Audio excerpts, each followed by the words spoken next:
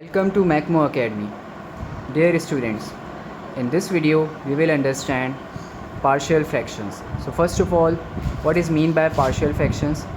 It is actually driven from partial means part of fractions. Whenever we get a fraction, sometimes it is the sum or the difference of two different fractions. So in algebraic manipulation, when we talk about partial fractions, so we have a fraction of polynomials, and you know that in a fraction there is a numerator, so there will be a polynomial in the numerator and there will be a polynomial in the denominator. So there are two types of fractions, as you already know: proper fraction and improper fraction. If we talk about the numbers, so this number is actually a proper fractions in which numerator is smaller than the denominator. Similarly, if I will write 6 upon 5, so it is an improper fraction as the numerator is greater than the denominator.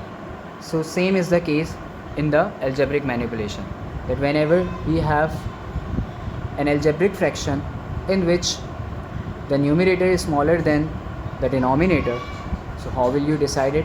So in algebra you decide it by the degree of the polynomial.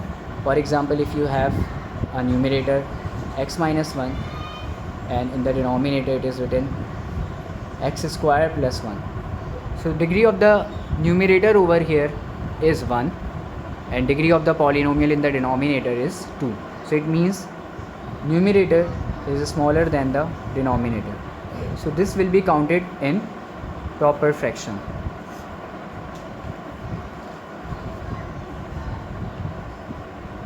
But what if the case will be reversed? For example, if you have a fraction in which the numerator is x square plus 1 and the denominator is x minus 1. In this one, the degree of the polynomial in numerator is greater than the degree of the polynomial in the denominator. So this one is improper fraction. So till this, it is almost similar with the case of numbers. So like in the numbers, if you have smaller numerator, you will say it proper fraction. If you have greater numerator than the denominator, you say it is improper fraction. So over here also it is the same case, but this in this one you don't see the numbers, you see the degree of the polynomial. But what if the case will be like this: 4x square minus 5 upon 3x square plus 1. If you look at this example, the degree of the polynomial in the numerator is equal to the degree of the polynomial in the denominator. So where will it be counted? In the proper fraction or in the improper fraction? So you need to remember this thing, that this particular case also come or counted in the improper fraction. So we can say that whenever the degree of the polynomial of the numerator is smaller than the degree of the polynomial in the denominator, then this is the only case for the proper fraction. But the other two cases in which the numerator degree of the polynomial of the numerator is equal or greater than the degree of the polynomial in the denominator, then in these two cases this will be called improper fraction. But remember one thing, that whenever we do partial fraction, we should have a proper fraction. So that's why whenever we have when we need to do partial fraction, so we need to convert our improper fraction into proper fraction.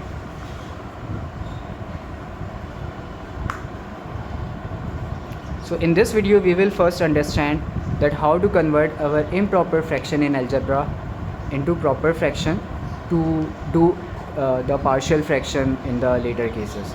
So let's see an example in which we will convert improper fraction into proper fraction. Alright everyone, so in this example it is written: resolve the fraction x cube minus x square plus x plus 1 upon x square plus 5 into proper fraction. So whenever we need to convert our improper fraction into proper fraction, we need to divide it. So you all know that how to divide it, we have seen it in the previous questions as well, previous topics as well. So first of all, numerator will come inside, x cube minus x square plus x plus 1 and over here it will come x square plus 5. Now first of all you need to divide it, so you know that whenever we need to divide it, we need to cancel the first term over here. So what should we write in the quotient? You can check it by doing this, x square, x cube upon x square, so it will come x over here, right? So in the numerator, in the quotient, it will come x. Now you need to multiply both the terms with x, so x square multiplied by x, it will come x cube, and 5 multiplied by x, it will come 5x. And you know that you need to write the like term beneath the like term, so it will come 5x. Now change the signs, so this will cancel, and what will come? Minus x square minus x square minus 4x plus 1. Now what will be the next term in the quotient? So over here it is written x square, and over here it is written minus x square, so it means minus 1 will come. Now multiply minus 1 with all the terms, so it will come x square, so it will come x square, and then 5 ones are minus 5. Change the signs, so you will get minus 4x plus 6. So this is how we do. Now it is the remainder. Now one thing which is very important over here, this is quotient, and this is your denominator of the original fraction d of x. Now why I have highlighted this quotient, this remainder, and this denominator? Because whenever we need to convert our improper fraction into proper fraction in this type of case, so your proper fraction will be written like this. So carefully see over here, your actual fraction is n x upon d of x, so it will always be written in this form, q of x plus r of x upon d of x. What we have done, we have q of x as x minus 1, we have remainder as minus 4x plus 6, and we have the denominator as x square plus 5. Now if you look at this particular fraction, it becomes a proper fraction, as the degree of the polynomial in numerator is smaller than the degree of the polynomial in the denominator. So this is the way to convert your improper fraction into proper fraction, and this is the general form of writing it. Remember this particular thing as well, that whenever you will convert your improper fraction, you will always do division, and in division you will always get the remainder, quotient, and obviously there will be the denominator as well. So you will write it in this form, quotient plus remainder upon actual denominator. So this is how we can convert our improper fraction into proper fraction. And why it is important, I am repeating again, because whenever you want to do partial fraction, you need to have your fraction into proper fraction form, otherwise you will not be able to do partial fraction. Alright everyone, so we have another example of improper fraction. So let's convert this particular improper fraction into proper fraction as well. So same thing you need to apply. Inside it will come the numerator, and outside it will come x square minus 4x plus 4. So what should come in the quotient? X cube upon x square, it will come x. Now multiply all these terms with x, so x square multiplied by x will come x cube, minus 4x multiplied by x, it will come minus 4x square, 4 multiplied by x, it will come plus 4x. Changing the signs.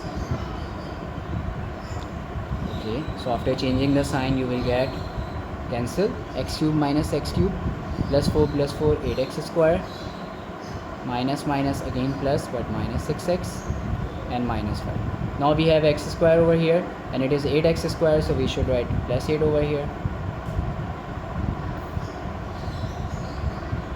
So 8x square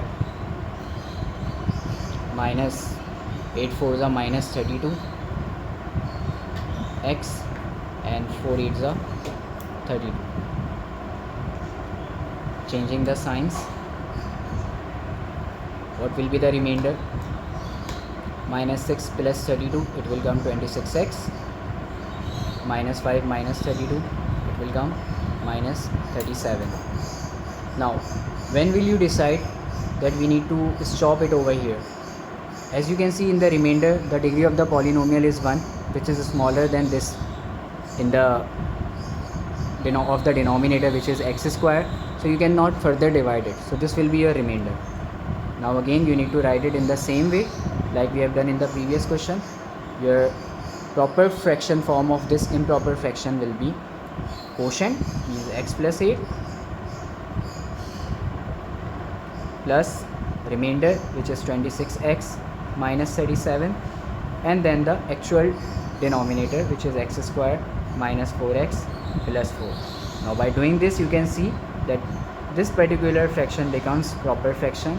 So you need to remember, let's quickly recall what we have understood in this particular video, that whenever we want to do partial fraction, we should have proper fraction, and if in the case we have improper fraction in our question, we need to convert it into proper fraction by doing this particular method in which we need to divide. By doing the division, we will get quotient, remainder and actual denominator, and we will write it in this form: quotient polynomial plus remainder in the numerator, and in the denominator the actual denominator will come. So this is the how we can convert our improper fraction into proper fraction in partial fraction topic. So in the next videos we will understand that how to do partial fraction, and we will cover all the cases: repeated linear factor, non-repeated linear factor, as well as quadratic factors. Thank you for watching the video, and for any query you can comment and ask us, and don't forget to like our video and subscribe our channel.